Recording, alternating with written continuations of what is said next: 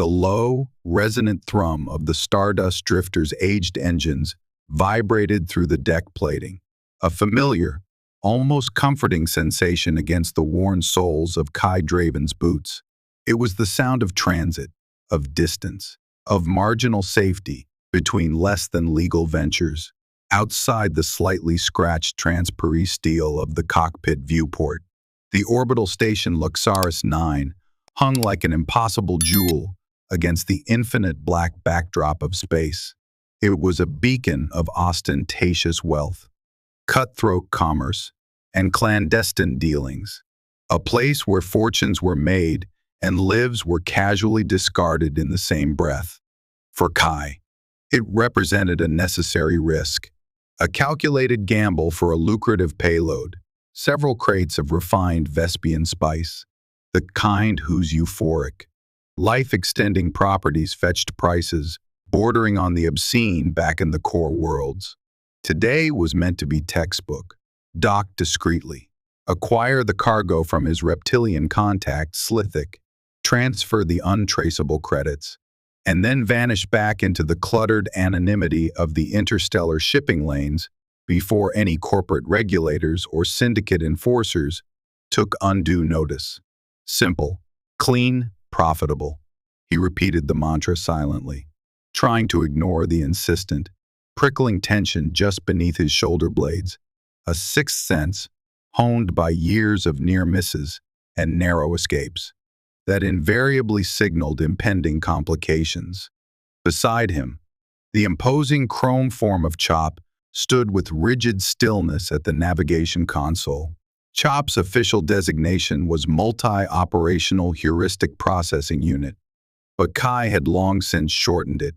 The droid's past was a patchwork of conflicting rumors and heavily redacted corporate files, whispers of corporate espionage, terminated contracts involving extreme prejudice, and a legendary, possibly apocryphal, incident involving a cafeteria riot and creatively weaponized serving utensils.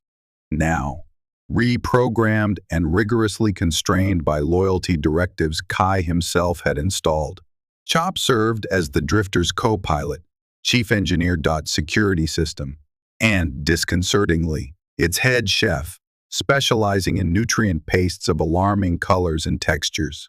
Chop swiveled his multi-lensed photoreceptor array towards Kai, approaching designated docking corridor. Captain, Luxaris 9 orbital control confirms berth 7 Gamma 9. Commercial freight sector.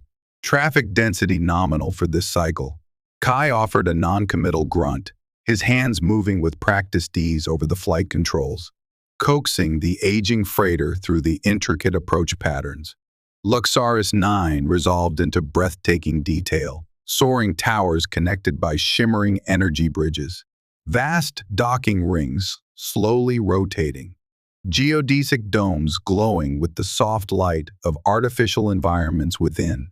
Tiny specks resolved into massive cargo haulers, sleek diplomatic couriers, and obscenely luxurious private yachts that probably cost more than Kai had earned in his entire smuggling career.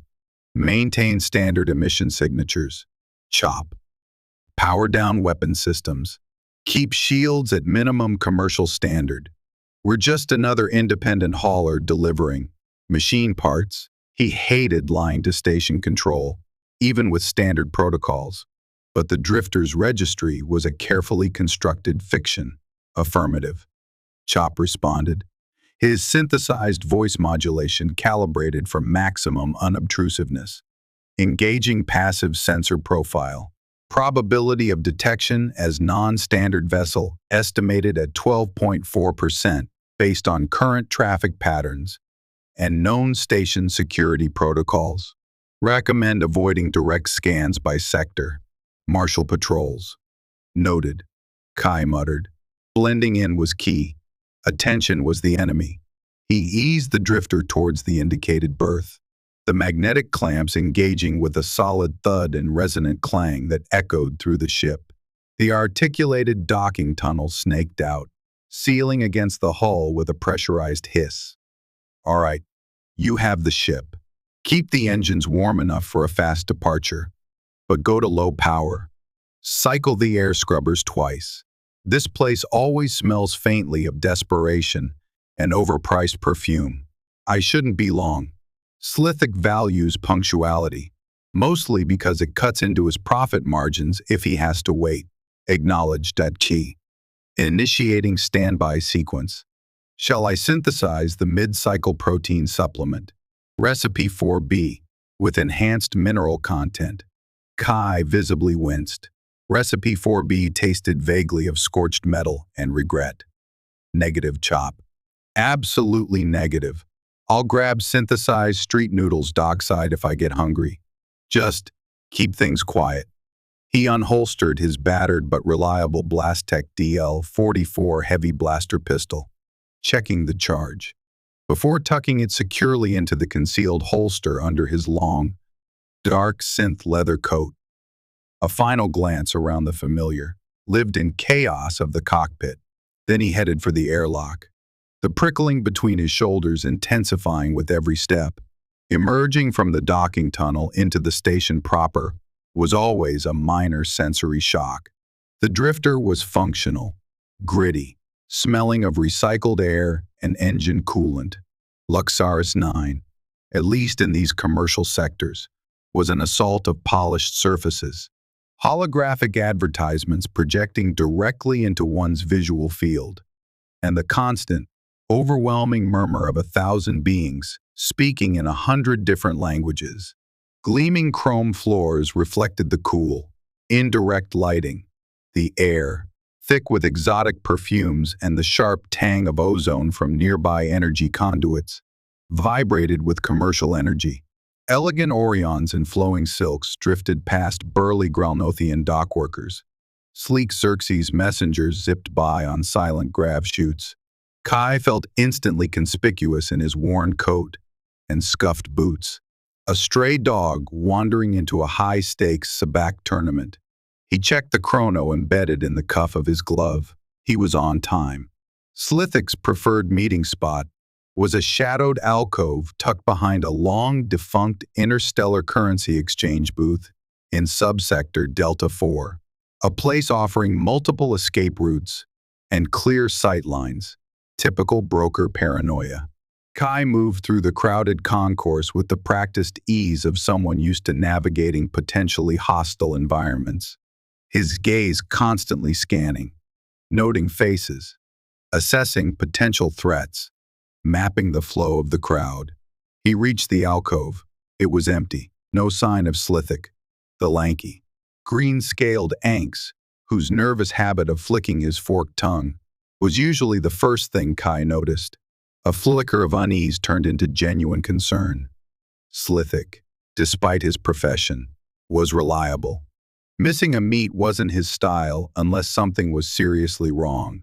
Kai leaned against the cool metal wall, trying to look casual, letting his senses reach out, listening to the ambient noise, watching reflections in the polished floor. Seconds stretched into minutes. He was about to activate his emergency comm channel back to Chop when a figure detached itself from the deeper shadows nearby, smaller than Slithic, shrouded in a dark, hooded cloak that obscured face and form. The figure moved with a fluid grace that spoke of purpose, not random loitering. Kai's hand instinctively dropped closer to his concealed blaster. "You await Slithic." The voice from under the hood was unexpectedly feminine, modulated low, but carrying a crisp, precise diction. "Expecting him," Kai corrected, keeping his own voice neutral, betraying nothing. "He seems to be delayed. Slithic sends his profound regrets," the figure stated, stopping a few paces away.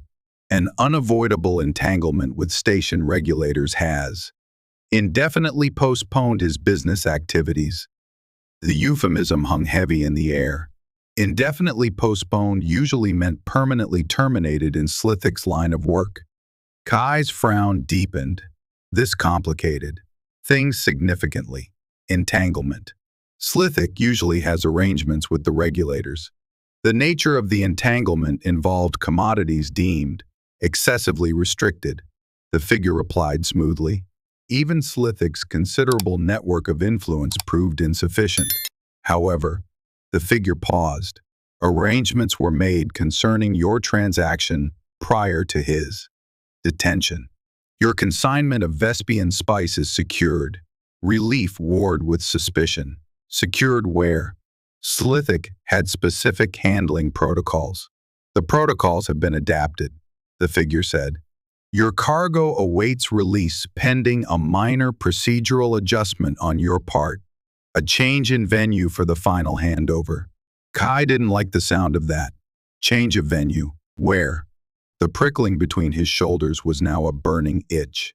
You are required to attend the Azure Nebula auction tonight. Your presence is integral to the final authorization sequence for the cargo release. Kai stared, incredulous. An auction.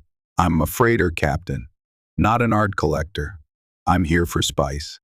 Not bidding on stellar deeds or petrified gorgon eggs. Your participation in the bidding is not required. The figure clarified patiently. Your mere attendance is the key. Certain interested parties, whose influence now extends to Slithic's former holdings, wish to observe your presence. A formality, you understand. Blend in. Appear to be a potential investor. Once your presence is logged and verified by the appropriate observers, the spice will be transferred directly to your ship's cargo bay via secured courier drone. Simple. It sounded anything but simple. Attending a high-profile auction on Luxaris 9 was like painting a target on his back. These events attracted the wealthiest, most powerful, and often most dangerous beings in the sector. Syndicate bosses, corporate raiders, intelligence agents, not the kind of company Kai preferred. Why me? Why observe my presence? The hooded figure seemed to almost smile, though Kai couldn't see her face. Let us just say that the new custodians of Slithic's enterprise valued discretion and thoroughness. They wish to ensure the recipient of such a valuable commodity is who they claim to be, and perhaps gauge your suitability for future transactions. A small, cool metallic disc was pressed into Kai's hand. Your invitation and entry credential. The auction is in the Celestial Spire. Sector Omega Prime. Formal attire is customary, but your current state, a gesture towards Kai's rugged attire, could be interpreted as roguish charm or eccentric off-worlder chic. It will suffice. Kai looked from the disc, heavy, intricately engraved, clearly authentic, back to the figure. And if I refuse, then the consignment remains impounded indefinitely, and your prepayment is forfeit, the voice replied without inflection. Furthermore, questions might be raised with station authorities regarding your vessel's registry and cargo manifests. Slithic kept meticulous records. You see, it was blackmail, plain and simple. He was trapped. The spice was worth too much to abandon. An entanglement with Luxaris 9 security over falsified ship IDs was a death sentence for his career, possibly literally. Fine, Kai growled, pocketing the disc. Eccentric off-worlder chic it is. But if this goes sideways, it is a simple matter of attendance, Captain Draven. The figure interrupted smoothly. Observe, be observed, collect your merchandise. What could possibly go sideways? With a final, almost imperceptible nod, the figure turned and melted back into the bustling throng, disappearing as quickly as she had appeared. Kai stared after her, the metallic disc feeling cold and heavy in his hand. He had a very bad feeling about this. Auctions, mysterious observers, blackmailed attendants. It smelled like a setup. But he was committed. He turned and headed towards Sector Omega Prime, the prickling between his shoulders now a raging fire alarm. The Celestial Spire lived up to its name. It was a breathtaking venue. A vast crystalline dome offering panoramic views of the star-dusted void outside and the glittering sprawl of Luxaris 9 below. Inside, the air hummed with quiet conversation and the clinking of expensive glassware. Beings from dozens of species mingled, draped in fabrics, woven with starlight, and adorned with gems that pulsed with inner light. Kai felt like a grease stain on a silk tapestry. He secured a glass of potent Corellian brandy from a floating service droid, needing something stronger than Aldebaran whiskey for this, and found a relatively shadowed spot near the back of the immense hall. Trying to merge with the opulent background, he scanned the crowd, looking for anyone paying him undue attention. But everyone seemed absorbed in their own conversations or focused on the polished obsidian stage where the auctioneer, a flamboyant Zexto with 6 arms gesturing dramatically, was preparing to start the proceedings. Holographic displays flickered above the stage, showcasing the initial lots, deeds to asteroids rich in rare minerals, vials of exotic anti-aging serums, navigational charts leading to unexplored nebulae. The bidding, conducted via discrete signals from personal data paddles, was swift and ruthless, the credit figures escalating into astronomical sums. Kai sipped his brandy, feigning casual interest while his mind raced. Who were the observers? What did they want? Was the spice even real, or was this whole thing an elaborate trap? He tried to identify potential watchers, but the sheer diversity and number of attendees made it impossible.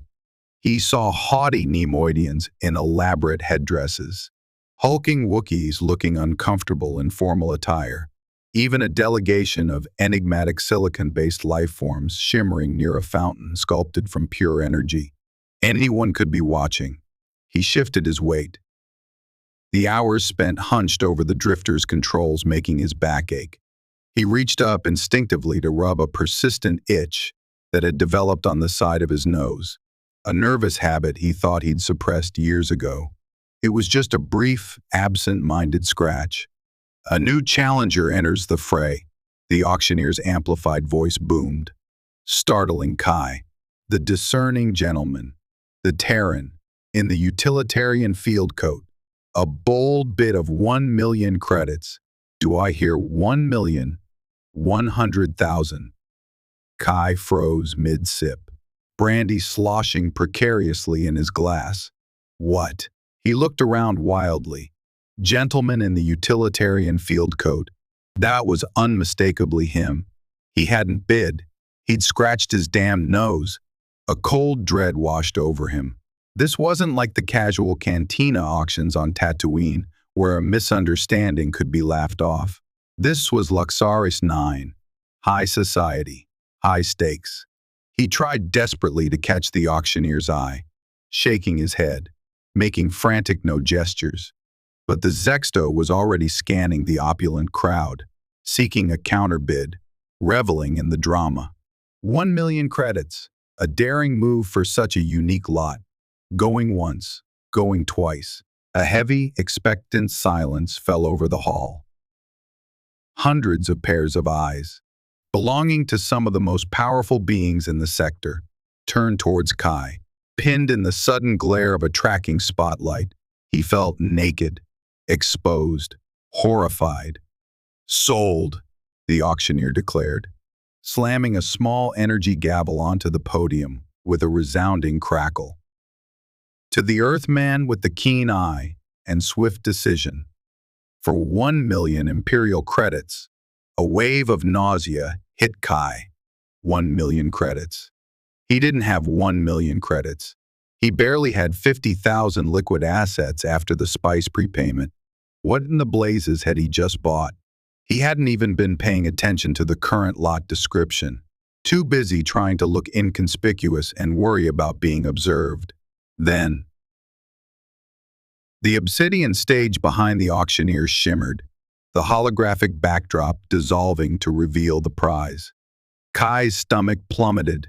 It wasn't an artifact, a deed, or a piece of technology.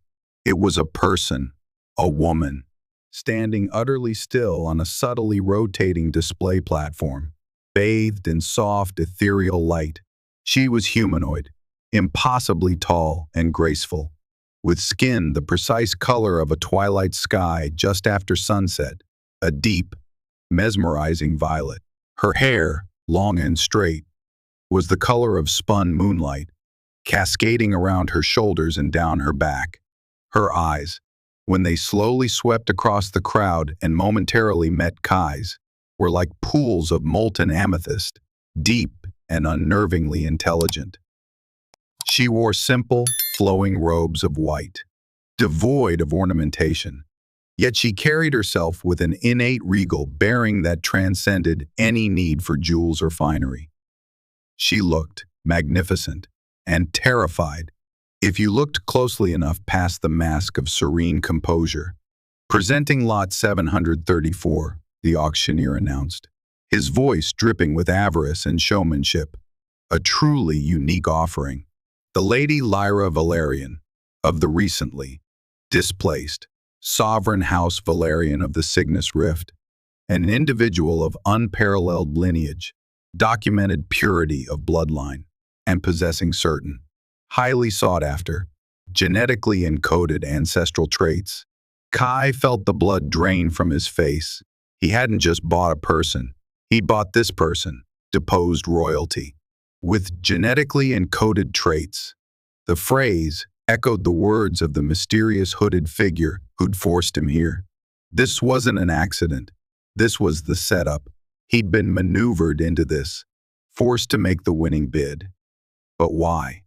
Before he could process the implications, smooth, silent attendants in the auction house's silver-gray livery materialized beside him. "Congratulations on your acquisition, sir," one murmured, his smile professionally polite but utterly devoid of warmth. "A most discerning choice. If you would be so kind as to accompany us to the verification chamber to finalize the transfer of assets and take possession."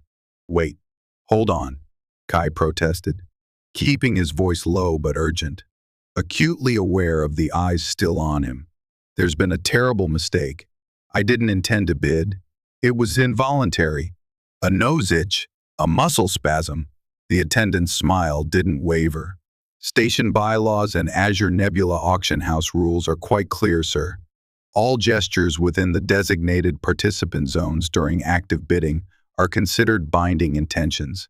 A most fortunate spasm. Wouldn't you agree?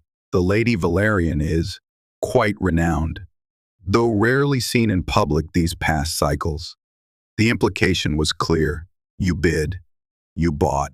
Now pay up or face the consequences. Panic clawed at Kai's throat. He couldn't pay. He couldn't run. Causing a scene here, surrounded by galactic power players and station security, would be suicidal.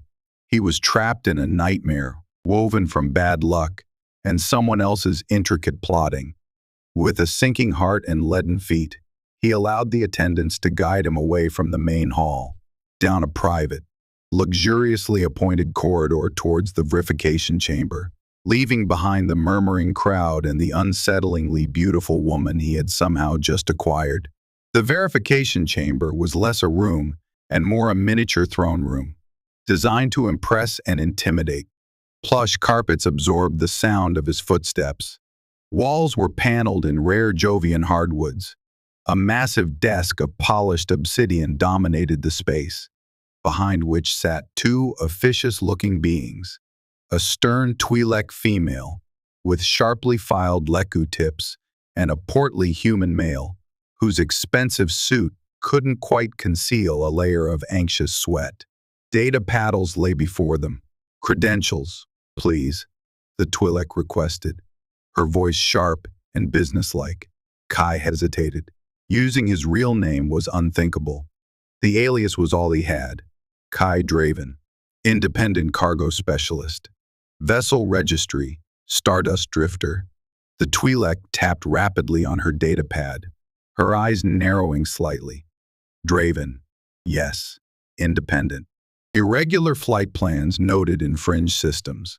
Minor outstanding docking violations on Keldrath Station. She looked up, her gaze piercing. The payment. Mr. Draven. 1 million credits. Standard transfer protocols apply. Direct synaptic fund injection. Certified gemstone equivalent, verified by station gemological assay, or utilization of a pre-established line of credit with the Luxaris Banking Guild. Right. The payment. Kai stalled, his mind racing desperately for an escape route, an angle, anything about that. As I mentioned to your colleagues outside, there seems to be a fundamental misunderstanding regarding the intentionality of my bid. He was cut off as the chamber door slid open with a soft hiss. Lyra Valerian entered, flanked by 2 new guards, larger and more heavily armed than the attendants. She moved with the same impossible grace, her violet skin seeming to absorb and refract the room's soft light. Her amethyst eyes, clear and direct, fixed on Kai. There was no accusation in them, only a deep, weary resignation mixed with a flicker of curiosity. "You are Kai Draven?" she asked, her voice a low, melodic resonance that sent an unexpected shiver down Kai's spine. It was a voice meant for command, for poetry, not for being discussed as Lot 734, the one who placed the claim. "Lady Valerian," Kai began, feeling increasingly frantic. "Please, you have to understand. This wasn't supposed to happen. I was manipulated, I think. I didn't mean to bid on you. I swear on the ashes of Alderan, it was an accidental nose scratch." A faint frown creased her perfect brow. "ANOSE scratch," she repeated slowly, as if tasting the absurdity of the words. "A phenomenally expensive and poorly timed nose scratch," Kai insisted desperately. The portly human official cleared his throat nervously, wiping his brow with a silk handkerchief. "Mr. Draven," while the initiating gesture might have been unintentional, the outcome remains binding under Galactic Commerce Code, Section Theta Prime. Furthermore, he glanced towards Lyra, then back at Kai, lowering his voice slightly. "Your successful bid, given Lady Valerian's unique status, has invoked complexities." "Complexities," Kai echoed, dread coiling tighter in his gut. "What kind of complexities?" It was Lyra who answered, her voice losing none of its calm, melodic quality, yet gaining an edge of ancient gravity. "He speaks of the protectorate vow of House Valerian, an unbreakable ceremonial bond, woven into the very fabric of our lineage and galactic law governing displaced sovereignties. When a claimant assumes stewardship over a Valerian royal, particularly one, such as myself, they do not merely acquire guardianship, they invoke the vow. They become the sworn protector, bound by blood, honor, and interstellar treaty to safeguard not only the individual, but the continuation and integrity of the entire Valerian line." Kai stared at her, dumbfounded. "Protector. Safeguard the entire lineage. Wait, the entire line. What does that even mean?" As if summoned by his question, a comm unit on the obsidian desk chirped insistently. The Twi'lek official activated it, listening intently. Her eyes widened, first in disbelief, then in alarm. She looked from the comm display to Kai, then to Lyra, her professional composure finally cracking. "Mr. Draven." "Lady Valerian," she stammered, her voice suddenly several octaves higher. "There is a situation developing at Docking Berth 7 Gamma 9. A large, unscheduled delegation has arrived via multiple transport shuttles. 73 individuals, identifying themselves as senior members, cousins, and immediate kin of House Valerian. They are demanding immediate access to your vessel, Mr. Draven, and conveyance to their new protector." Kai felt the floor tilt beneath him. 73 relatives, demanding him. The accidental nose scratch hadn't just bought him a princess he couldn't afford and didn't want. It hadn't just saddled him with an ancient, unbreakable vow he didn't understand. It had apparently made him the legal guardian and sole protector of an entire exiled royal house, currently attempting to board his ship. His simple spice run hadn't just gone sideways. It had gone supernova, taking his entire life with it. The universe didn't just have a twisted sense of humor. It had a downright malicious one. And Kai Draven was the punchline. The walk back to docking berth, 7 Gamma 9, felt like the longest journey of Kai's life. He moved in a daze, flanked by Lyra, whose composure remained unnervingly intact, and trailed by the 2 large guards assigned by the auction house, ostensibly for Lyra's protection. But Kai suspected they were equally tasked with ensuring he didn't bolt. Every curious glance from passers-by in the opulent corridors felt like an accusation. He was a fraud, a low-life smuggler caught in the gears of galactic high society, responsible for a deposed noblewoman and, apparently, her entire extended family. He couldn't afford the million-credit bid, let alone the upkeep and protection of 74 displaced aristocrats. As they neared sub-sector Gamma, the ambient murmur of the station grew louder, punctuated by sharp, commanding voices speaking in elegant, unfamiliar language Kai guessed was Valerian royal dialect. Rounding the final corner, they were met with a scene of controlled chaos. A large crowd, composed almost entirely of women bearing the distinctive Valerian traits, violet skin ranging from pale lavender to deep indigo, cascades of silver or white hair, regal postures even in travel-worn attire, surrounded the entrance to the Stardust Drifters docking tunnel. They were engaged in a heated but remarkably articulate argument with a beleaguered squad of Luxaris 9 station security officers who were attempting, unsuccessfully, to maintain a cordon.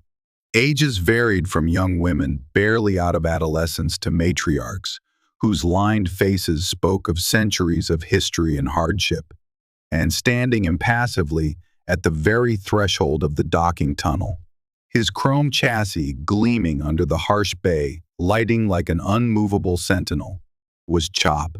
He appeared to be systematically blocking entry by simply occupying the entire width of the passage. There, one of the Valerian women, older than Lyra, with streaks of iron gray in her silver hair and eyes like chips of amethyst ice, pointed directly at Kai. Her voice cut through the din like a vibroblade. "Behold, the Earthman, the claimant, our designated protector." Silence fell abruptly. 73 pairs of violet eyes, ranging in expression from fierce determination to wary assessment to outright skepticism, swiveled in unison to fix upon Kai. He felt pinned, examined, judged. The station security officers visibly relaxed, clearly glad to pass this jurisdictional nightmare onto someone else. Kai swallowed hard, his mouth suddenly dry. He glanced at Lyra, who gave him a look that was equal parts apology and warning. The older woman who had shouted strode forward, parting the crowd like a warship cutting through waves. Her bearing was imperious, her simple dark traveling clothes doing little to diminish her air of authority. "I am Matriarch Alara," she announced, her voice resonating with power. First on to Lyra, current speaker for the scattered houses of Valerian. "You are Kai Draven, the individual who invoked the sacred vow of protection by claiming my niece at public auction." Yes. "That's me," Kai managed, holding up his hands in a placating gesture. "But, Matriarch, Your Excellency, there's been a colossal misunderstanding. Seriously. Accidental gesture. Unintended consequences." I scratched my nose. I had no intention of invoking anything sacred. Matriarch Alara subjected him to a long, penetrating stare. A faint, disbelieving smile touched her lips. A nose scratch. Earthman. The currents of destiny do not recognize trivial intent. The vow is ancient, binding, recognized across the civilized galaxy. By claiming Lyra, whose bloodline holds the key to our past and future, you accepted the burden and the honor. Whether by design or by cosmic jest, you are now her sworn protector. And, by extension, she gestured encompassingly at the assembled women, protector of us all. Her sisters, cousins, nieces. 73 souls of Valerian royal blood, now under your charge, seeking the sanctuary mandated by the vow. Kai stared from the formidable matriarch to the sea of expectant violet faces, then through the docking tunnel at the clearly visible, cramped, and cluttered interior of the Stardust Drifter. Sanctuary. All 73 of you, on my ship. His voice rose in disbelief. With all due respect, matriarch, it's a freighter, barely rated for a crew of 2 and maybe some well-behaved cargo. We don't have 73 sleeping berths. The life support recycler will probably melt. Chop's nutrient paste dispenser alone can't sustain. We are Valerian, Alara interrupted coolly, unmoved by his practical concerns. We have endured the loss of worlds, the scattering of our people, the treachery of supposed allies. We are adaptable. Your vessel, while aesthetically challenged, will suffice as temporary refuge. We have few alternatives. Luxaris 9 was intended as a waypoint for a transaction meant to secure passage for Lyra to a safer system. Not this public spectacle. She gave him another pointed look, clearly unimpressed by his role in said spectacle. Lyra stepped forward then, placing a gentle hand on her aunt's arm. Aunt Alara, perhaps the protector requires a moment to adjust. The circumstances are unusual. She turned her gaze to Kai, and for the first time, he saw a hint of empathy in her amethyst eyes. The vow is absolute, Kai Draven. It binds you to us, and us to you, until such time as our safety is assured or the lineage finds a new guardian. My family can be overwhelming, but they are all that remains of our heritage. Please. Kai opened his mouth to argue further, to plead insanity, to explain the impossibility of the situation. But the universe chose that exact moment to escalate the chaos exponentially. The distinctive high-pitched whine of multiple blaster rifles firing on high-energy settings echoed through the docking bay. Bolts of crimson energy sizzled through the air, impacting against the durasteel walls and cargo containers near the assembled Valerians, showering the area with sparks.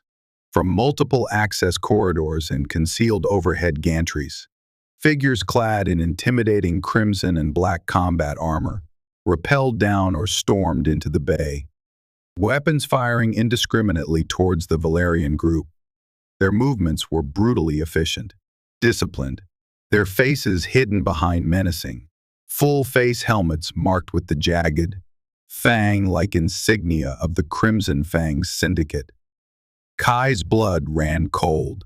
The Fangs, notorious mercenaries, traffickers, and enforcers, feared throughout the Outer Rim for their ruthlessness and efficiency. This wasn't random station violence. This was a targeted attack. Secure the asset, Valerian female. Priority target? Barked the lead Fang trooper, leveling his heavy repeating blaster directly towards Lyra. Instantly, the scene dissolved into pandemonium. Station security officers, caught off guard, scrambled for cover, returning fire sporadically. Civilians screamed and fled, but the Valerian women reacted with astonishing speed and coordination. Matriarch Alara shoved Lyra bodily behind a large cargo crate, simultaneously drawing a sleek, powerful-looking energy pistol from a hidden holster.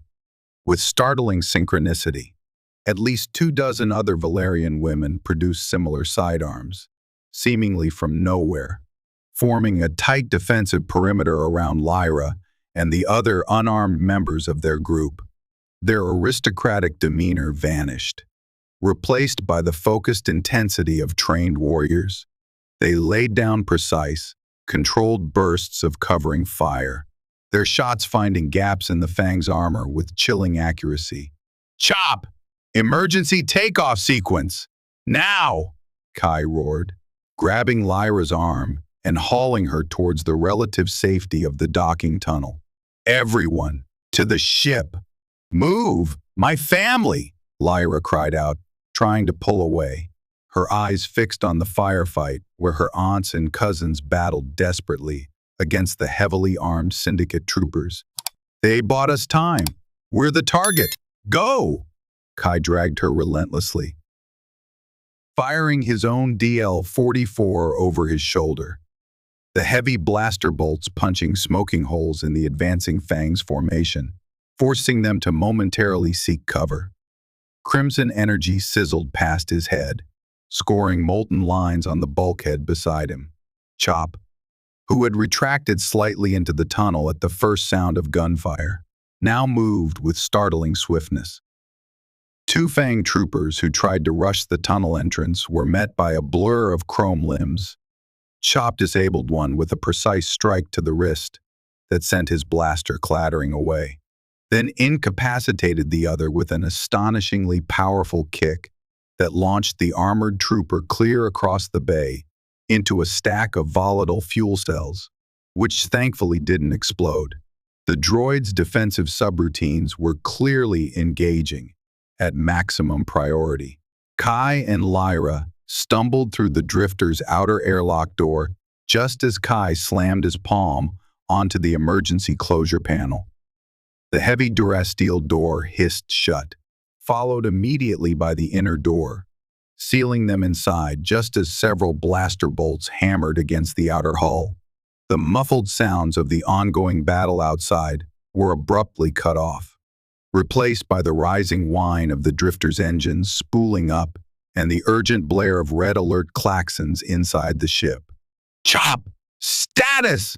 Kai yelled into his comlink, pulling Lyra deeper into the ship's main corridor. "Working. Captain!" Chop's voice crackled back, strained, accompanied by the unmistakable sound of metal impacting forcefully against metal. "Engaging magnetic clamp release override. Attempting to repel boarders at ventral access hatch. Recommend immediate departure." They burst onto the cramped bridge just as the entire ship lurched violently, throwing them against the consoles. Warning lights flashed across every display. Magnetic clamps disengaged.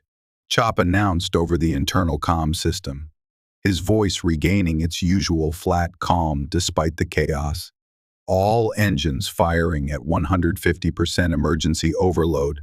Course plotted for immediate egress from station-controlled space.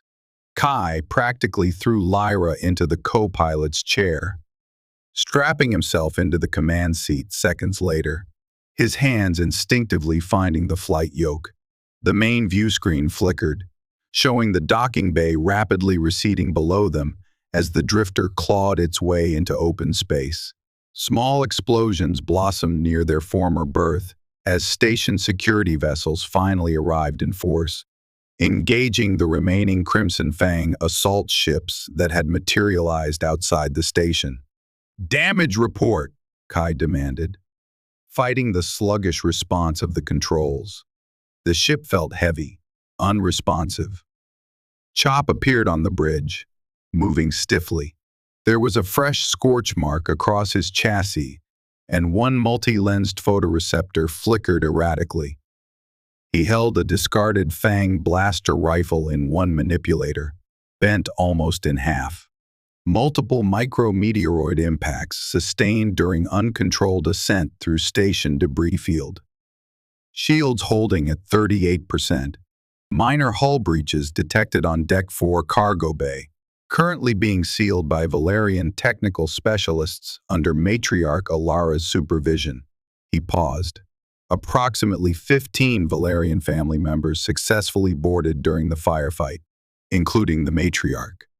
They have secured the main hold and repelled 2 additional boarders who managed to breach the aft ramp before full seal.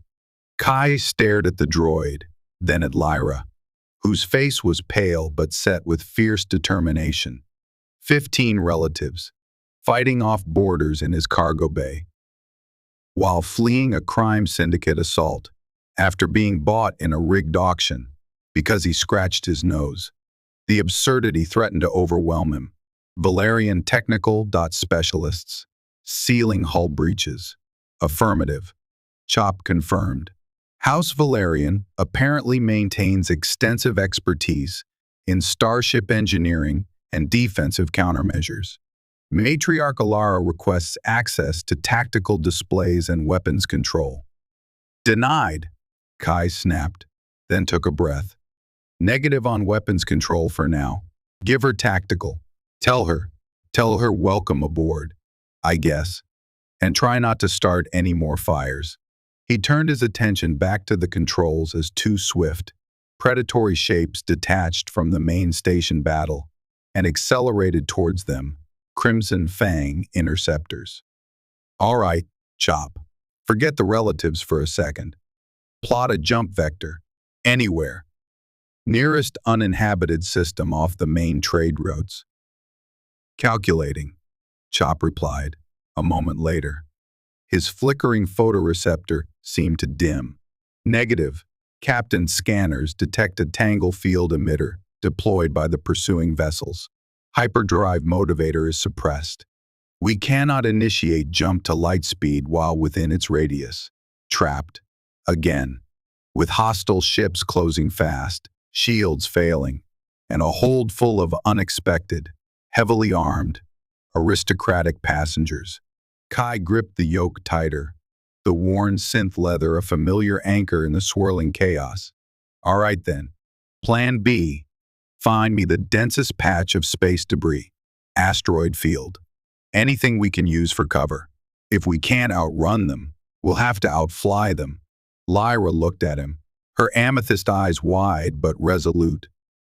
Why are they so determined? Why risk open warfare with station security just for me? Kai met her gaze, the auctioneer's words echoing in his mind.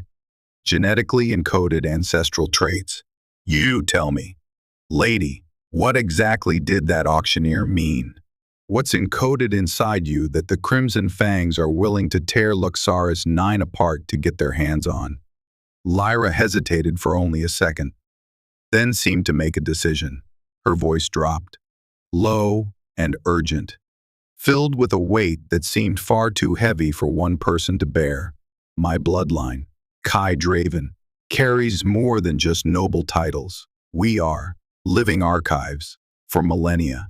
My ancestors encoded our history, our science, our culture directly into our genetic structure, passed down through generations, protected, hidden. It includes countless wonders, medical knowledge, artistic achievements, terraforming techniques lost to the galaxy. She paused, her expression darkening. But it also includes the forbidden knowledge, schematics, operational protocols, for weapons of unimaginable power, resonance cascades capable of shattering moons, harmonic disruptors that can unravel starship hulls atom by atom, biophages targeted at specific genetic markers, weapons so terrible our ancestors swore oaths to never unleash them again, sealing the knowledge deep within the core lineage. The Crimson Fangs, likely backed by powerful, shadowy benefactors who profit from chaos and war, don't want me. They want the keys to unlock that forgotten arsenal. And they believe my genetic structure is the master key. A deep chill settled over Kai, colder than the vacuum pressing against the hull. This wasn't just about syndicate greed or petty power plays. This was about unleashing galactic Armageddon. And the woman sitting next to him, the accidental princess he bought with a nose scratch, was the fuse. The Stardust drifter shuddered violently as another energy bolt slammed into their aft shields. Alarms shrieked in protest. "Aft shields critical," Chop announced, his voice regaining its characteristic flatness, which was somehow more alarming than panic. "Hull integrity failing near engine nacelle 2. Recommend immediate evasive maneuvers." "I'm working on it," Kai snarled, wrestling the ship into a desperate roll, narrowly avoiding a follow-up shot. The pursuing interceptors were fast, agile, and clearly aiming to disable, not destroy. They wanted their prize intact. He glanced at Lyra, saw the terror warring with resolve in her eyes, saw the impossible burden she carried. The smuggler who always ran, the cynic who trusted no one, felt an unfamiliar surge of something else. Protective instinct, righteous anger, or maybe just the realization that running wasn't an option anymore. Not when the fate of the galaxy might literally be sitting in his co-pilot seat. "Chop! Divert auxiliary power from life support in the aft sections to reinforce ventral shields. Find me that debris field," he ordered, pushing the straining engines to their absolute limit, diving towards a dense, chaotic swirl of rock and wreckage gleaming ominously in the starlight ahead. "Lyra, tell your family back there to strap in tight and hope Valerian technical expertise extends to patching holes while pulling high G turns. It's about to get bumpy." The Kessel Run debris field wasn't just bumpy, it was a graveyard of ships, a maelstrom of tumbling asteroids, rogue gravitic mines, and lethal radiation pockets. Flying through it was insanity. But right now, insanity looked like their only chance. The Stardust drifter, never designed for nimble dogfighting, groaned in protest as Kai threw it into the swirling chaos of the Kessel Run debris field. Jagged asteroids, some the size of small corvettes, tumbled past the viewport, close enough to scrape paint. Streams of charged particles forced Kai to constantly adjust shield harmonics, draining precious power. Warning klaxons became a constant, shrieking chorus, punctuated by the thud of smaller debris impacting the hull and the distant. Muffled sounds of frantic activity from the main hold, where the Valerians were presumably fighting for their lives and the ship's integrity simultaneously. "Ventral shields at 19%, Chop reported, his voice unnervingly calm amidst the cacophony. Multiple subsystem failures reported on decks 3 and 4 due to debris impact. Life support rerouted successfully, but oxygen reserves are now depleting at an accelerated rate."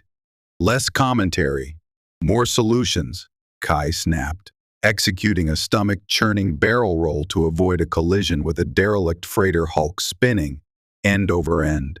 The two Crimson Fang interceptors were still behind them, expertly navigating the treacherous field, nipping at their heels like starved predators. Lyra gripped the arms of her seat, her knuckles white, but her eyes were fixed on the tactical display, tracking the pursuers' movements. "They're funneling us," she said, her voice tight, "using the larger debris to force us into a narrower channel. Setting up an ambush." "I see it." Kai gritted his teeth. He spotted a narrow gap between two massive, tumbling asteroids ahead, a potential shortcut, but dangerously tight. "Chop. Calculate structural integrity stress for passage through coordinate grid 7 Alpha Niner. Calculating. Passage feasible with less than 2.3 meters clearance on either side. Probability of catastrophic hull breach, 68%. Probability of interceptor weapons lock achieving critical hit within the channel, 85%. "Never tell me the odds," Kai muttered, channeling a long-dead Corellian gambler he'd once known. "Boost main thrusters on my mark. Lyra, deploy countermeasures. Chaff, dot flares. Anything we have left, the second we clear the gap.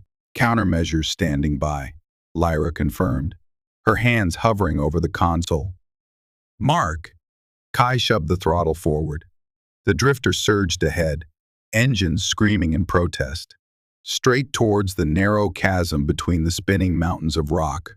For agonizing seconds, the cockpit was filled with the horrifying screech of metal scraping against asteroid crust.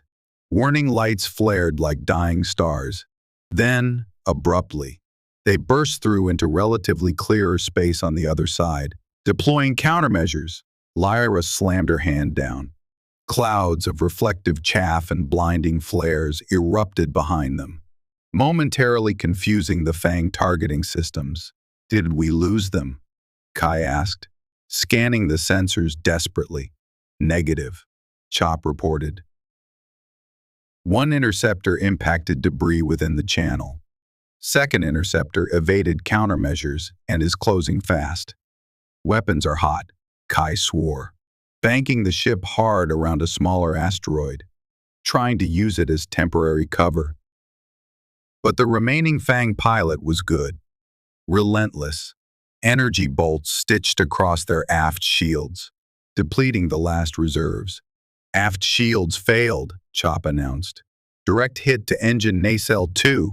Main drive offline. We are losing propulsion.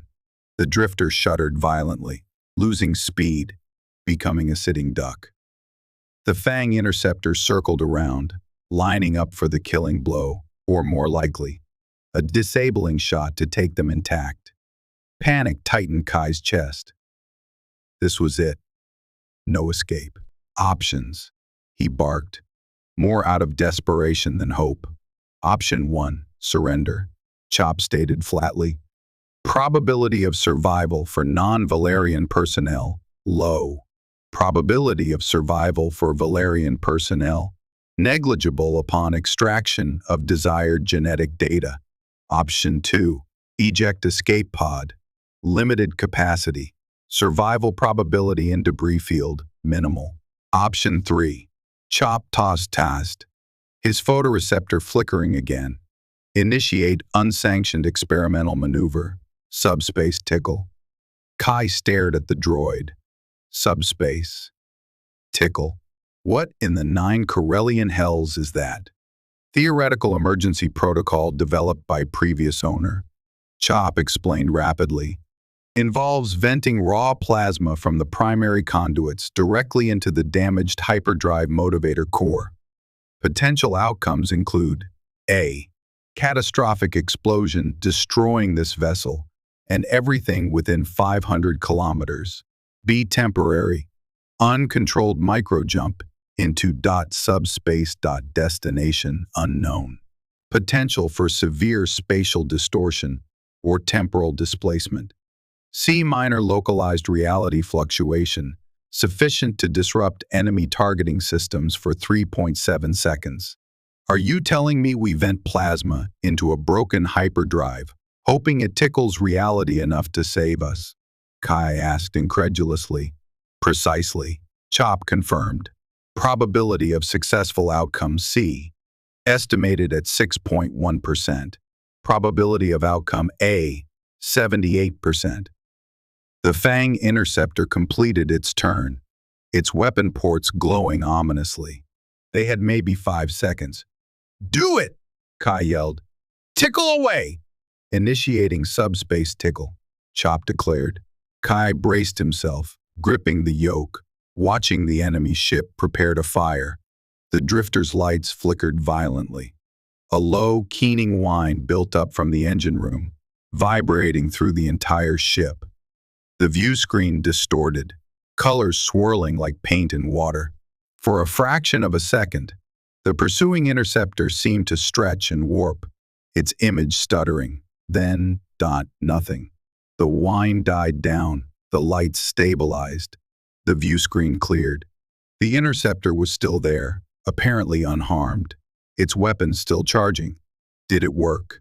Lyra breathed. Unknown. Chop reported. Reality fluctuation may have been below perceptible threshold, or calculation was inaccurate regarding outcome A. Suddenly, the Fang interceptor shuddered violently. Its weapons discharge sputtered. Fizzling out harmlessly, sparks erupted along its hull. It began to drift, clearly disabled, its systems fried by some unseen energy surge. Kai stared, dumbfounded. What happened? Analysis suggests. Chop offered that while the localized reality fluctuation was minimal, the vented plasma interacted unpredictably with the active tangle field emitter aboard the pursuing vessel, causing a cascade overload of their primary systems. An unintended synergistic effect. You mean we accidentally fried them by tickling subspace? Kai managed a shaky laugh, relief flooding through him. I'll take it.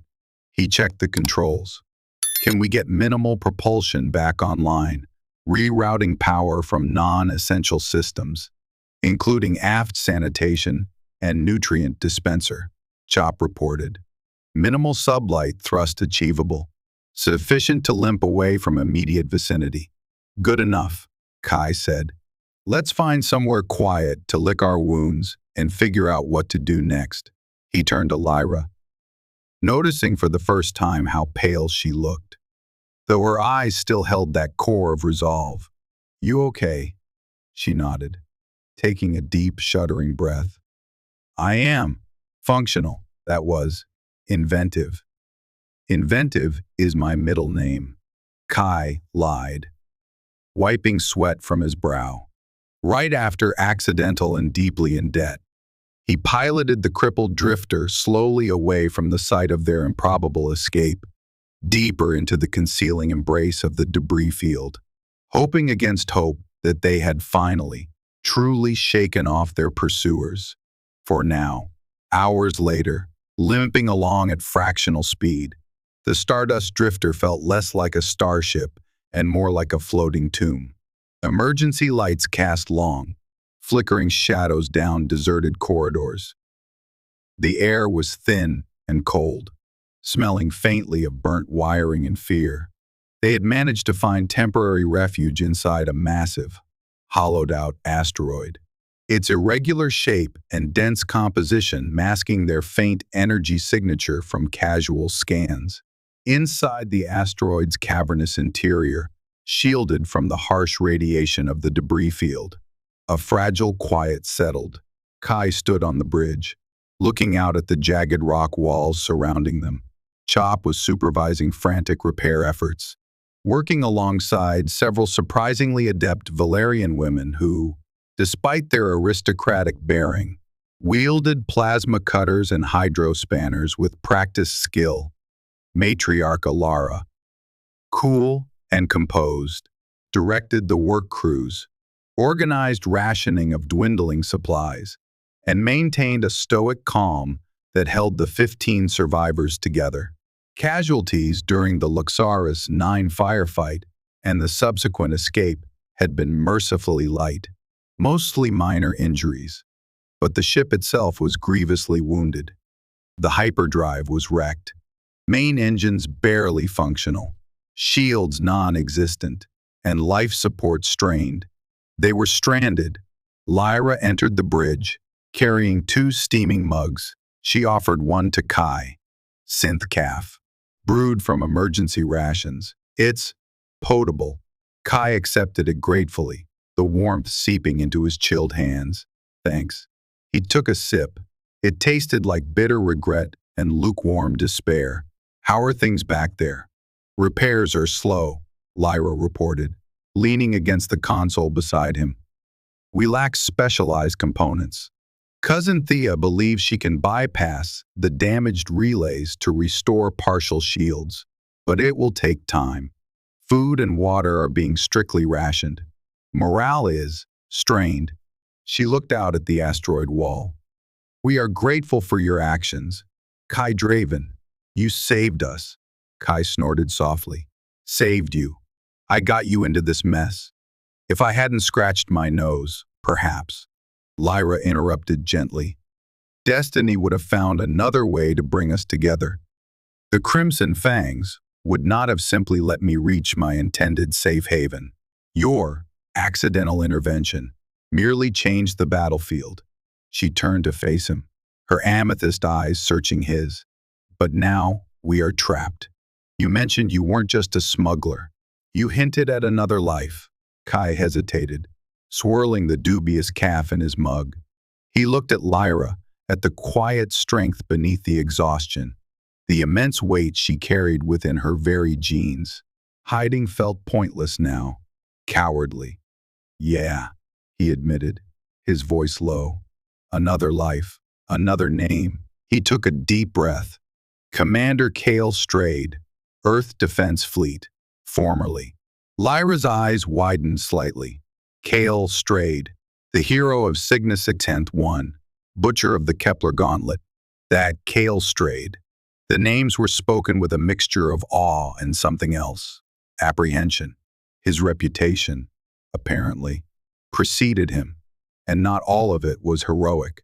The very same, Kai confirmed grimly. Decorated admiral at 30, youngest in fleet history, fought pirates, rebels, secessionists. Believed I was doing good. He stared past Lyra, into memories he tried to keep buried. Then came Kepler 186, a supposed pirate stronghold, intelligence provided by Haxtan conglomerate security forces. Turned out to be a refugee colony, non-combatants, women, children. My bombardment orders, based on faulty Haxtan intel, killed thousands before we realized the truth. The calf suddenly tasted even more bitter. Haxtan covered it up, blamed pirates, collected insurance on lost assets. Fleet Command buried the inquiry. I saw the corruption, the lies, the callous disregard for life in the name of profit and politics. I couldn't wear the uniform anymore, couldn't be part of it. He looked back at Lyra. So, I arranged a little accident during a deep space patrol. Kale Strayed officially died in a plasma conduit explosion. Kai Draven, small-time smuggler living on the fringes, was born. Been running ever since. Until your auction. Lyra listened intently, her expression unreadable. You ran from responsibility, from justice for those lost at Kepler. I ran from a system I couldn't fix, one that didn't want to be fixed. Kai countered, a defensive edge creeping into his voice. Justice wasn't possible. Only complicity or exile. I chose exile. And now, Lyra asked softly, the Crimson Fangs, likely backed by corporations like Haxtan, are hunting us for weapons that could dwarf the tragedy of Kepler. Is exile still your choice? Kai fell silent, looking at the crippled ship, thinking of the Valerians fighting for survival in his hold, thinking of Lyra herself, a living key to unimaginable destruction, or perhaps renewal. Running felt hollow now, meaningless. He had run from the consequences of wielding power, only to stumble into a situation demanding he wield it again, albeit on a much smaller, more desperate scale. No, he said finally, meeting her gaze. No, exile isn't the choice anymore. He felt a subtle shift within him, the shedding of an old skin. The cynicism remained, but underneath, the core of the commander, the strategist, the man who made hard decisions, was stirring. We need a plan. We need a sanctuary, somewhere the Fangs won't expect. Somewhere we can repair the ship, regroup, figure out how to fight back. Lyra nodded slowly. There might be such a place. Zarion 7, a moon within ancient Valerian territory, uninhabited for millennia. It's shielded by natural energy phenomena and complex navigational wards keyed to our bloodline.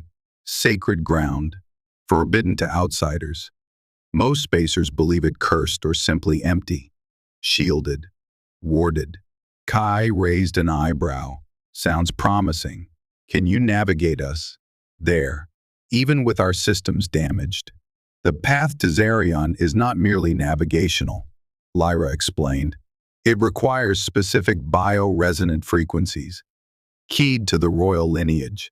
I can interface directly with the astrogation core, even in its damaged state, and broadcast the necessary access codes. It will guide the ship through the hazards. All right, Kai decided. It's our best shot. Get Chop back up here. Tell Alara and the others to prepare for another bumpy ride. We're going to the Moon of Whispers. As Lyra hurried off to relay the orders, Kai looked out at the cold, indifferent rock surrounding them. Zarian 7. Sacred ground, cursed moon, it didn't matter. Anywhere was better than here. Anywhere that offered a glimmer of hope. The journey to Zarian 7 was harrowing, with Lyra directly interfaced with the damaged navigation console, her face serene, despite the faint blue light playing across her features from the neural link. The Stardust Drifter crept through shimmering curtains of subspace energy and dense fields of sensor jamming nebulae. Kai manually piloted, following Lyra's softly spoken instructions and the faint trajectory lines appearing on the malfunctioning nav display. Chop, meanwhile, performed miracles with bypass circuits and salvaged components, keeping minimal power flowing to essential systems. The Valerian technicians worked tirelessly, patching hull breaches with emergency sealant and reinforcing stressed bulkheads twice. Proximity alarms blared as Crimson Fang patrol drones, sweeping the debris field, passed nearby. Both times, they slipped away, hidden by Zarian's subtle interference fields that Lyra seemed able to project slightly ahead of them. Finally, after what felt like an eternity, the chaotic debris field gave way to clear space, dominated by the soft, ethereal glow of the gas giant Zarian Prime and its small, verdant moon, Zarian 7. As they descended through the moon's atmosphere, guided by Lyra's intricate biosignatures interacting with the ancient planetary wards, Kai felt a palpable sense of peace descend upon the ship. The constant tension seemed to ease. Zarian 7 was stunningly beautiful, a world untouched by industrial scarring. Towering forests of bioluminescent flora pulsed with soft blues and greens, covering rolling hills and mountains that seemed carved from living crystal. Rivers flowed with water that shimmered like liquid moonlight.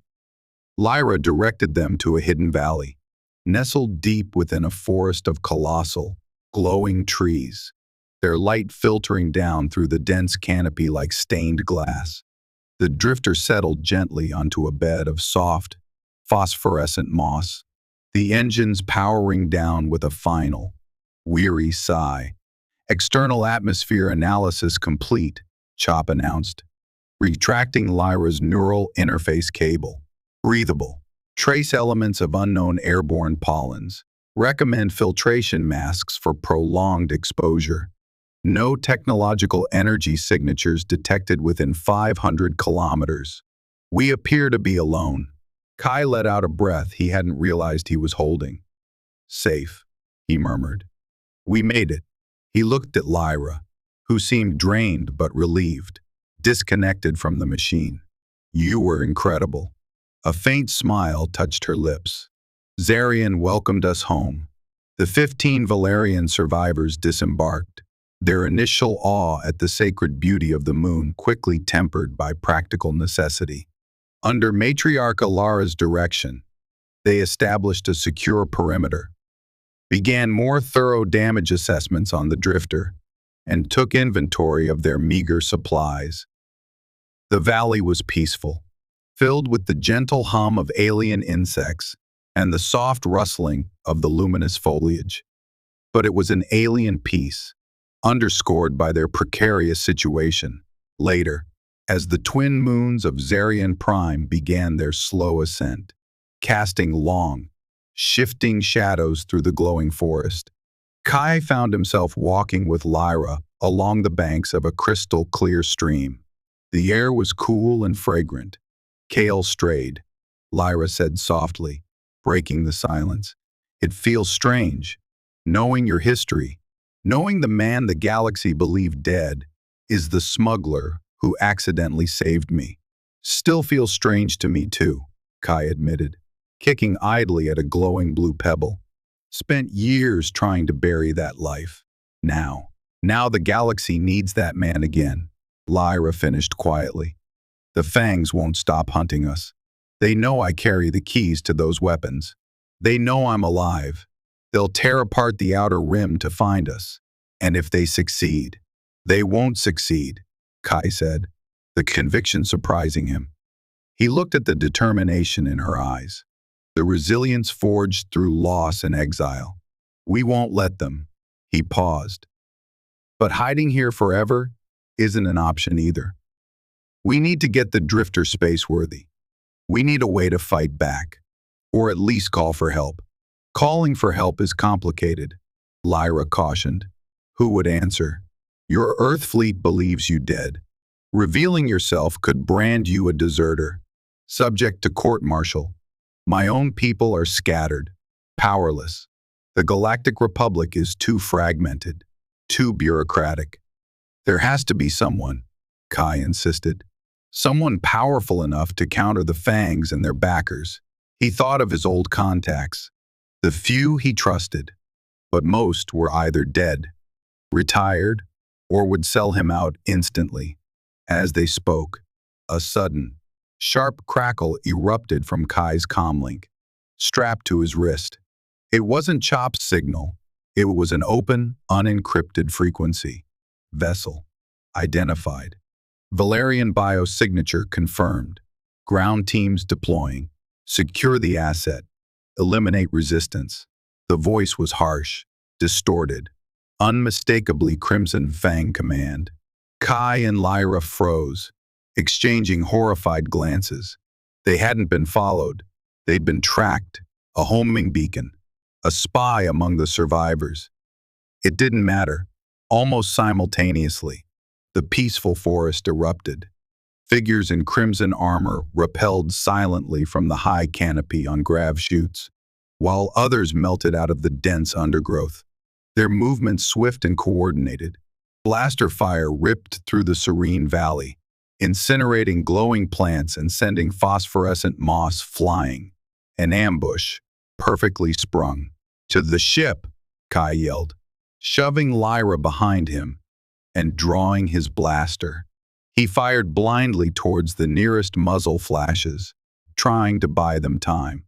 Protect Lyra. Defensive formation. Matriarch Alara's commanding voice rang out from near the drifter, followed by the sharp retort of Valerian energy pistols returning fire. The survivors, caught completely by surprise, scrambled to defend their position around the crippled freighter, but they were outnumbered, outgunned, exposed. Crimson Fang troopers pressed forward relentlessly, their disciplined volleys cutting down the defenders. Kai saw Cousin Thea fall, her attempt to reactivate the ship's damaged shields cut short by a precise sniper shot.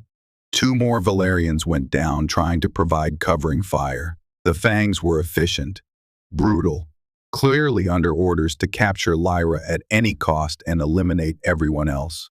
We're pinned!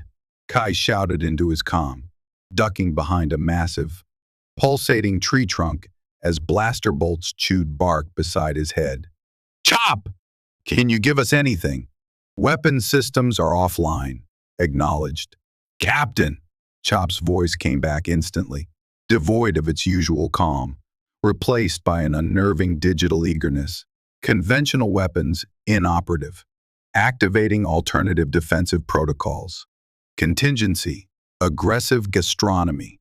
Recommend immediate tactical withdrawal of all allied organic units and aversion of visual sensors. Aggressive what now? Kai yelled, but didn't wait for an answer. He grabbed Lyra, pulling her deeper into the relative cover of the giant trees as the main ramp of the Stardust Drifter slammed down. What emerged was not the methodical chef or the efficient bodyguard. It was Chop. Yes, but transformed. Auxiliary manipulator arms, previously concealed within his chassis, snapped out, bristling with kitchen utensils. But these were utensils repurposed with terrifying ingenuity. A huge industrial meat cleaver, salvaged from the galley stores, crackled with blue energy from an improvised power coupling. A heavy-duty laser skillet, normally used for flash-frying Nerf steaks, glowed cherry red. Whirring blades extended from attachments that looked suspiciously like oversized food processors, and nozzles, connected via reinforced tubing to internal tanks, hissed menacingly. Engaging Protocol Mincemeat, Chop boomed. His voice synthesizer cranked to maximum volume, distorted into a terrifying battle cry. Dinner is served. He launched himself into the thick of the Crimson Fang assault, like a chrome whirlwind of culinary death. The effect was immediate, shocking, and profoundly gruesome.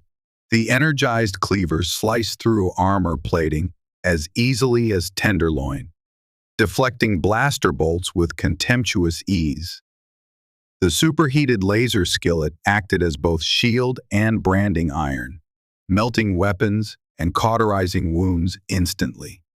The food processor blades whirred at terrifying speeds, shredding armor and flesh indiscriminately, and the nozzles sprayed jets of pressurized, boiling synthetic lubricant, Chop's least favorite cooking oil, that dissolved visors and cooked troopers inside their own suits.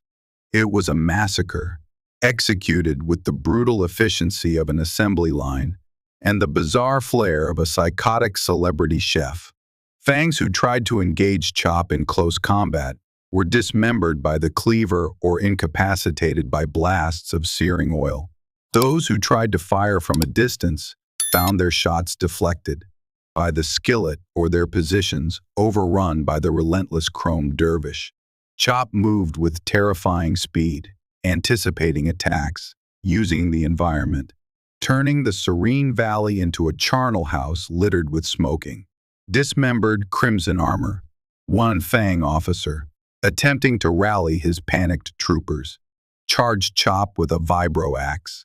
Chop parried the blow with the flat of the cleaver, used the laser skillet to weld the axe to the Fang's own breastplate, then delivered a single, piston-like kick that sent the officer flying backwards through three of his own men.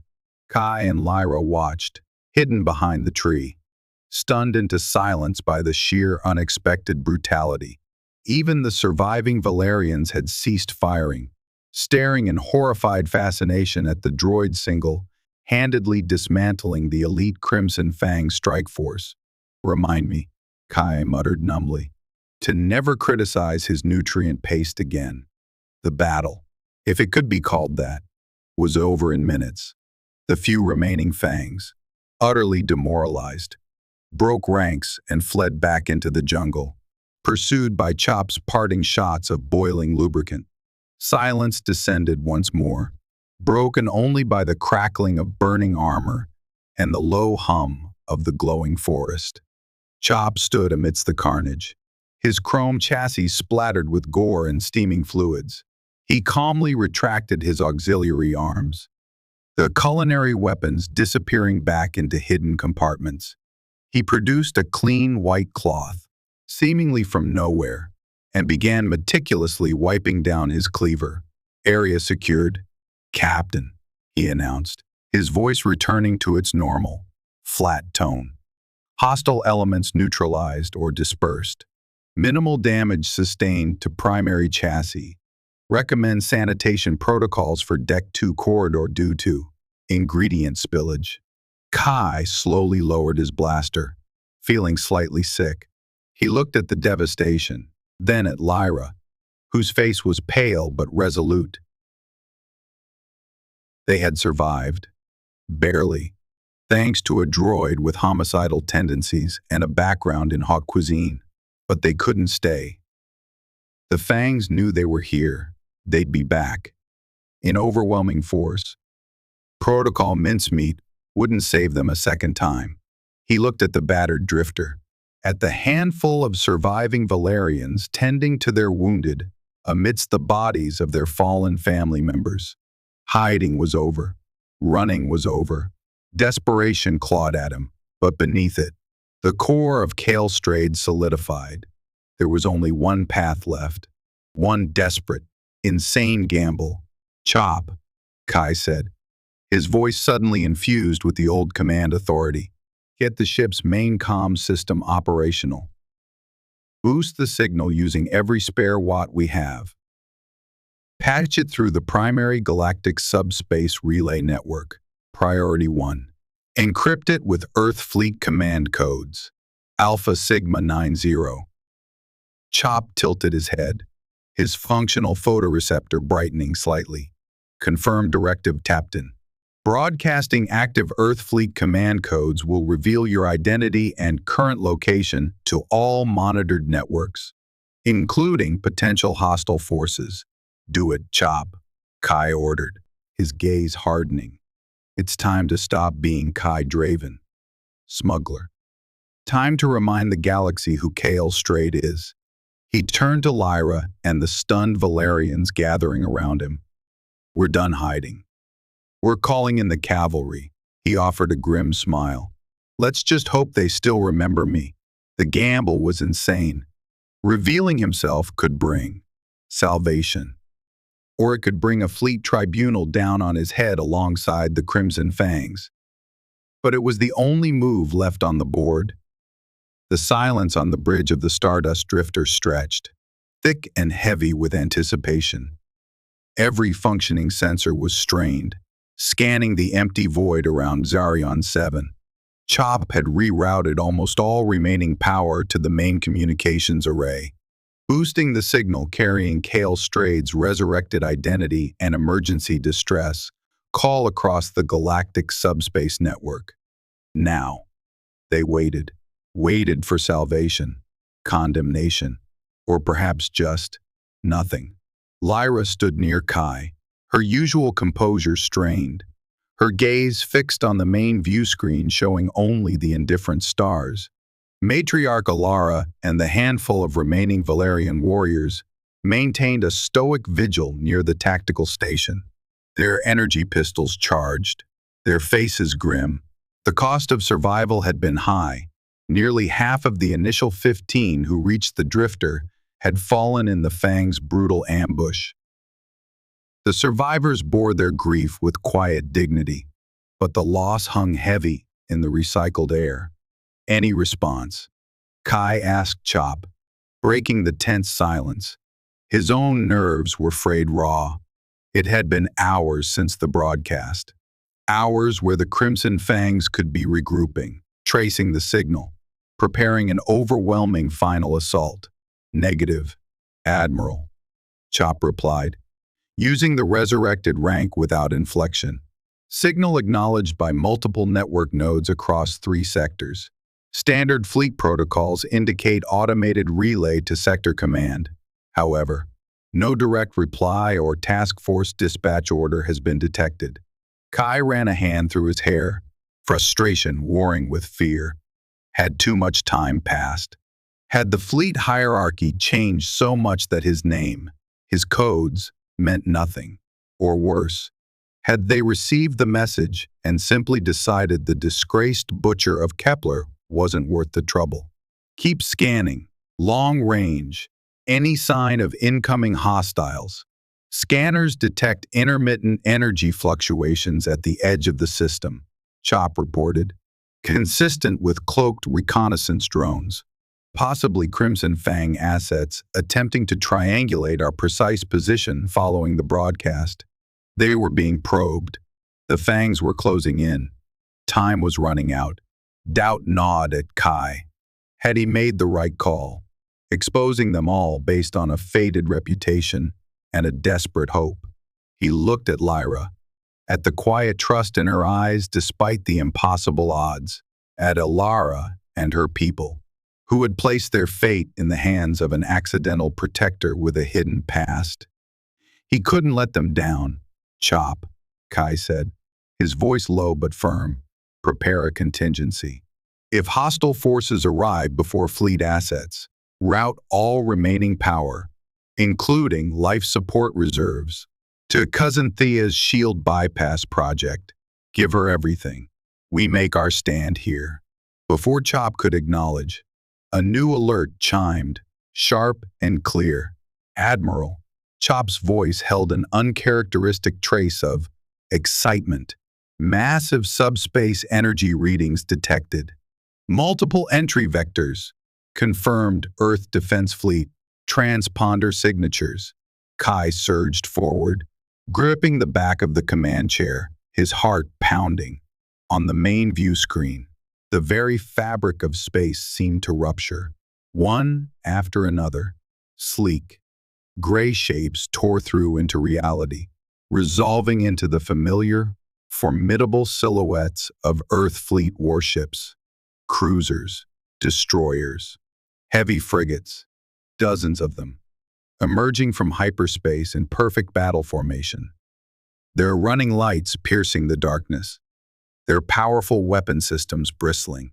They formed a protective sphere around the tiny, battered Stardust drifter, a shield of durasteel and focused firepower. And at the heart of the formation, dwarfing even the cruisers, hung the majestic, awe-inspiring form of an invincible-class dreadnought, its hull emblazoned with the insignia of the 7th Sector Fleet Command. A wave of relief so profound it was almost painful washed over Kai. He sagged against the chair, letting out a shaky breath. They had come. They remembered. A crisp, professional voice cut through the bridge speakers, overriding the internal comms. Freighter Stardust Drifter. This is Fleet Admiral Natalia Ivanova aboard the EDF Leviathan. We acknowledge Priority 1 distress signal and command code Alpha Sigma 90. Admiral Kale Strayed. Damn. It's good to see your code active. You ghost. Report status and confirm hostile assessment. Kai straightened up, the old authority settling back onto his shoulders like a familiar cloak.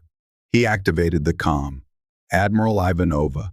Good to hear your voice too. Natalia. It's been too long. He could picture her. Sharp, brilliant, fiercely dedicated. One of the few senior officers he'd respected. Status is critical. We are aboard a civilian freighter, heavily damaged, sheltering survivors of House Valerian, including Lady Lyra Valerian.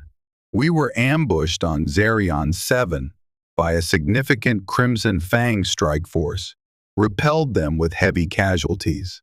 Fangs are operating with impunity in this sector, likely backed by corporate interests. Confirmed Hackstan conglomerate involvement suspected. Primary target is Lady Valerian and the Valerian genetic archive she carries. Potential for WMD proliferation is extreme. Understood. Kale. Ivanova's voice was grim. Fleet Task Force 7.3 is assuming defensive posture around your position. Ground assault troops are prepping for potential planetary action. The Crimson Fangs have been a growing menace, but direct confirmation of WMD pursuit elevates this to maximum threat level. We have orders to neutralize the Fang presence in this sector completely. What is your assessment of their primary base of operations? Intelligence suggests they are using Lyra's occupied homeworld, Valeris Prime, as their staging ground. Kai relayed. Likely fortified orbital defenses and significant ground presence. Valeris Prime, Ivanova mused. Coordinates logged. Kale. Pursuant to Emergency Command Protocol 117.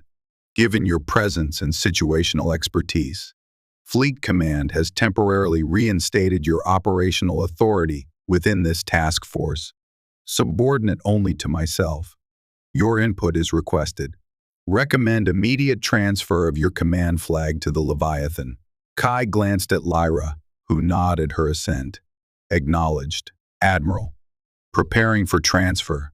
Recommend maintaining a strong escort around the drifter. Lady Valerian must remain secure. Consider it done.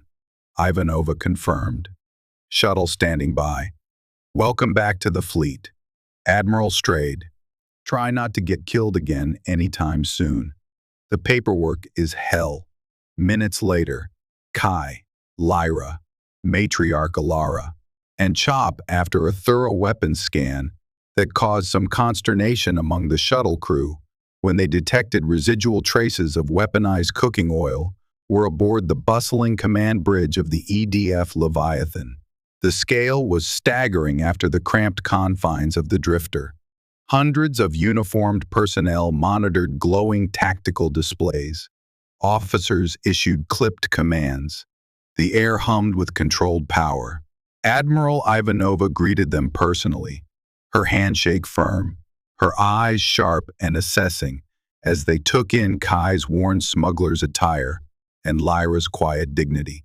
"Lady Valerian, Matriarch Alara," Ivanova said with a respectful nod. "Your ordeal is nearly over. The Earth fleet will ensure your safe return to Valaris Prime." She turned to Kai. "All right, Kale. Let's win a war."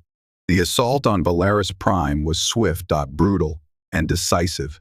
Task Force 7.3, guided by Kai's intimate knowledge of potential Fang tactics and Lyra's understanding of her homeworld's layout derived from the genetic archives, executed a multi-pronged attack. Fleet warships engaged and systematically dismantled the Crimson Fang orbital platforms and blockading cruisers. Simultaneously, waves of troop transports deployed elite Earth Marine divisions to the planet's surface, targeting key Fang command centers and strongholds identified by Lyra. Kai, standing beside Ivanova on the Leviathan's bridge, felt a familiar surge of adrenaline as he watched the battle unfold on the main tactical display. He directed fire missions, suggested troop movements, anticipated enemy counterattacks. The years of dormant command experience flooding back effortlessly, Lyra, surprisingly, proved invaluable. Accessing planetary defense grid schematics directly from her internal archive to identify hidden shield generators and secret access tunnels used by the EFANGs, relaying the information to Marine commanders on the ground. CHOP granted temporary access to the fleet's tactical network, provided surprisingly insightful analyses of Fang troop movements, occasionally muttering suggestions about optimal flanking maneuvers for casserole delivery, which Ivanova politely ignored. The Crimson Fangs fought fiercely, clearly realizing they were trapped, but they were overwhelmed by the fleet's coordinated power and the unexpected intelligence guiding the assault. Within hours, organized resistance crumbled. The Fang sector commander, a brutal Clatuanian warlord named Grok, was captured attempting to flee the planet in a disguised shuttle. Pockets of resistance were being mopped up by Marine ground teams. Valaris Prime was liberated. Standing in the grand throne room of the Valerian royal palace felt surreal. Sunlight streamed through magnificent stained glass, windows depicting scenes from Valerian history, illuminating floating dust motes and the scorch marks left by the recent fighting. Valerian attendants, emerging cautiously from hiding, were already beginning the work of restoration, their movements filled with a mixture of grief and hopeful determination. Matriarch Alara stood conferring quietly with Admiral Ivanova and Marine generals, discussing planetary security and the transition back to Valerian governance. Kai found Lyra standing alone near the empty throne, gazing out at the recovering capital city spread below. He walked towards her, his borrowed admiral's uniform feeling stiff and unfamiliar. He stopped a few paces away, suddenly unsure what to say. They had faced death, desperation, and the threat of galactic war together. Bound by an accidental vow, united by shared danger. "It's over," he said quietly. Lyra turned, a small, weary smile touching her lips. "For now. Rebuilding will take time. Healing will take longer." She looked at him, her amethyst eyes searching his face. "And what about you?" Kale strayed. "Back in the uniform. Back in command. Is this where you belong now?" "Now." Kai looked around the throne room, then back at Lyra. He thought of the years spent running, hiding, denying who he was. He thought of the cynicism that had nearly consumed him, and he thought of the spark that Lyra, her family, and their impossible situation had reignited within him. A sense of purpose, a reason to fight, not just run. He made a decision.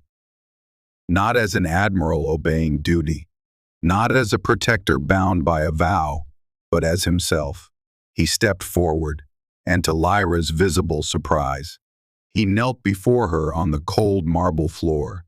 "Lyra Valerian," he began, his voice clear and steady, stripped of military formality. "When I invoked the vow, it was an accident born of chaos. When I revealed my name, it was a gamble born of desperation. When I fought alongside the fleet, it was fulfilling a duty I thought I'd abandoned." He looked up, meeting her gaze directly. "But kneeling here now, this is a choice. My choice. I spent years running from responsibility, from connection," he continued, his voice softening. "You, your family, this whole insane chain of events. You pulled me back. You reminded me that some things are worth fighting for, worth protecting. The vow may have bound me to your lineage, but somewhere along the way, navigating asteroid fields and dodging blaster fire and facing down homicidal kitchen droids, I realized I wanted to protect you, not out of obligation, but out of," he hesitated, searching for the right word, "out of a profound respect and admiration. And maybe something more. I don't know what the future holds," he said honestly, "whether the fleet will fully accept me back or what rebuilding Valeris will truly entail. But I know I don't want to face it alone.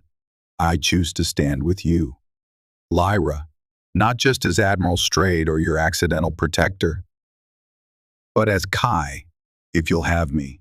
He didn't offer a ring or flowery promises, just the simple, hard-won truth of his feelings. Lyra stared down at him, her expression shifting from surprise to disbelief, then softening into something warm and luminous. Tears shimmered in her amethyst eyes, not tears of sorrow, but of relief and dawning joy. A slow, breathtaking smile spread across her face. "Kale Strayed," she whispered, savoring the name. "Kai Draven." She reached down, her hand cool against his, and gently urged him to rise. "You are, without question, the most unpredictable, infuriating, and unexpectedly honorable man I have ever met." She laughed softly, a sound like wind chimes in the vast hall, an accidental bid, a secret past, a terrifyingly effective chef, and now, a proposal in a war-torn throne room. She stepped closer, her eyes holding his. "Yes, Kai," she said, her voice filled with emotion. "Yes, Kale, I will face the future with you, as partner, as friend, as wife."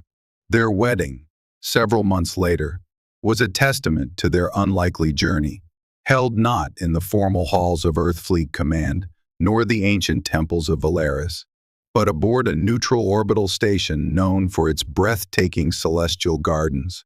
It blended traditions from both their worlds. Stern fleet officers in dress uniforms stood alongside elegant Valerian nobles in robes of twilight violet and silver. Matriarch Alara, radiating quiet approval, stood as Lyra's witness, chop, meticulously polished and programmed with strict instructions against deploying any cutlery larger than a butter knife. Served as Kai's stoic, chrome best man, as Kai, wearing his admiral's uniform with a newfound sense of belonging, watched Lyra walk towards him, radiant, resilient, her silver hair adorned with glowing blossoms from Zarion 7. He knew the running was truly over. The future was uncertain. Peace was always fragile, but he wasn't facing it alone. Bound by an accident, tested by fire, they had forged their own destiny. The smuggler and the princess, the admiral and the archive, ready to write the next chapter, together. The galaxy might still be chaotic, but here, in this moment, under the light of 1,000 artificial stars, Kai Draven, Kale Strayed, finally felt like he had found his way home.